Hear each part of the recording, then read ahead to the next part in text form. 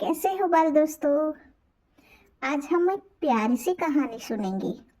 यह कहानी पंचतंत्र की एक बहुत ही रोचक कथा है, जिसमें एक शियार के अहंकार और उसकी मूर्खता का वर्णन है। यह कहानी हमें सिखाती है कि दिखावा करने से कोई बड़ा नहीं बनता, बल्कि अपनी मेहनत से ही और अपनी मर्यादा में रहकर ही लोग आगे आते हैं। और इस कहानी का नाम है सियार का अहंकार और शेर की गुफा। अक्सर लोग खुद को वैसा दिखाने की कोशिश करते हैं जो असल में वो होते ही नहीं है। आज हम पंचतंत्र की एक ऐसी कहानी सुनेंगे जहां एक शियार ने शेर बनने की कोशिश की। क्या हुआ जब उसने शेर की गुफा में बैठने की हिम्मत की, चलिए जानते हैं। एक बहुत ही विशाल जंगल था, जिसका राजा एक शक्तिशाली शेर था। अपनी ताकत और दहाड़ के कारण सभी जानवर उसे थर थर कांपते थे। शेर अपनी गुफा में शांत से रहता था। एक दिन शेर शिकार करने के बाद थक कर अपनी गुफा के अंदर गहरी नींद में सो गया।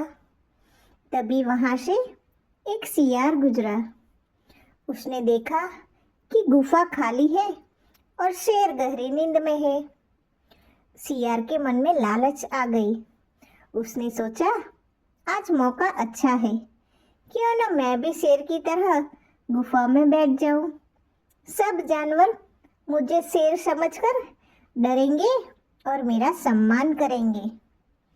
सियार ने दबे पांव गुफा के अंदर गया और शेर के आसन पर जाकर बैठ गया। थोड़ी देर बाद जंगल के कुछ छोटे जानवर गुफा के पास आए। उन्होंने सियार को शेर की जगह बैठे देखा तो वे डर गए और उसे महाराज महाराज कहकर सलाम करने लगे। यह देखकर सियार का अहंकार 7वें आसमान पर पहुंच गया। उसे लगा कि सच में वह राजा बन गया है। वह और भी शान से अकड़कर बैठने लगा। तभी शेर की नींद खुली। उसने देखा कि उसकी जगह एक तुच्छ सियार बैठा है और दूसरे जानवर उसे राजा समझ रहे हैं। शेर की आंखों में अंगारे दहकने लगे। शेर को देखते ही सियार की हालत खराब हो गई।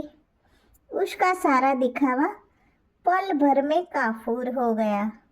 उसने शेर के पैरों में गिरकर अपनी जान की भीख मांगी। शेर ने उसे चेतावनी देकर छोड़ दिया, लेकिन उस दिन सियार ने एक बड़ी सीख ली कि बुद्धि बल से बड़ी होती है, लेकिन अपनी सीमाओं को लांघकर दिखावा करना विनाश को निमंत्रण देना है। जो आप नहीं है वह बनने की कोशिश करना केवल मुसीबत को दावत देता है। तो दोस्तों, यह कहानी हमें सिखाती है कि कभी भी अपनी औकात से बाहर जाकर दिखावा नहीं करना चाहिए।